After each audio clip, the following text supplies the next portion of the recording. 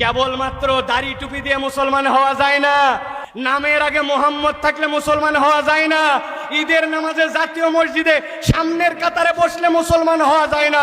মুসলমান হতে হলে আল্লাহর জমিনে আল্লাহর আইনে এই দেশ চলবে, পুরো পৃথিবী চলবে, এইটার প্রতি আপনার সমর্থন থাকতে হবে।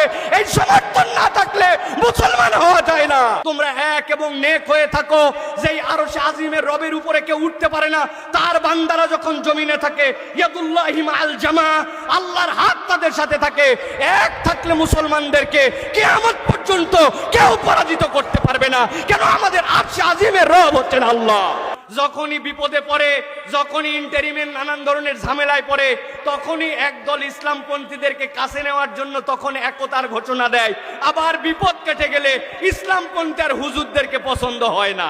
আজকের থেকে 1 বছর আগেও যদি আমাদের কাছে বলা হতো যে এইরকম বাইতুল মোকাররমের পাশে এরকম ফুট ওভার ব্রিজের নিচে বাংলাদেশে এরকম আলেম ওলামারা বসে কথা বলবেন, এই কথা বলার জন্য যে অনুমতি নেওয়া লাগতো, এর জন্য যে ঘোরাঘুরি করা লাগতো, এর জন্য যে মানুষের কাছে পদলেহন করতে হতো, আল্লাহ রাব্বুল আলামিন আমাদেরকে সেই সময়টুকুকে পরিবর্তন করে একটা সুসময় আমাদেরকে দান করেছেন।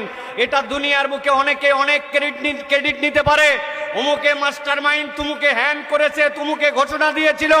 এইগুলা যা বলবে, যারা বলবে, তারা আল্লাহ রাব্বুল আলামিনের সাথে গাদ্দারি করবে।